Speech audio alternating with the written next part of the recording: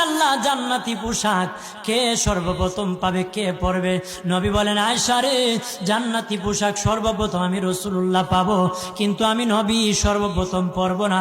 সর্বপ্রথম ইব্রাহিম খলিলুল্লাহকে জান্নাতি পোশাক পরানো হবে। কেন জানুনি? ইব্রাহিম নবীকে নমরুদের আগুনে যখন ফেলে দেওয়া হয়েছিল, দুনিয়ার সব ছেড়ে দিয়েছিল, বাড়ি ছেড়ে দিয়েছিল, সম্পদ ছেড়ে দিয়েছিল, মা বাবা ছেড়ে দিয়েছিল, এমনকি গায়ের জামা যখন খুলে নেয়, ইব্রাহিম কয়েক কাপড় ছেড়ে দিতে পারি, আমার আসমানের মালিককে ছেড়ে দিতে পারি না। ওই দিন আল্লাহ ইব্রাহিমের সাথে অঙ্গীকার করেছিল, ইব্রাহিম আজকে তোমাকে সকলের সামনে উলঙ্গ করে লজ্জায় ফেলে দিয়েছি ইব্রাহিম, তারপরে তুমি আমাকে ছাড়ো নাই।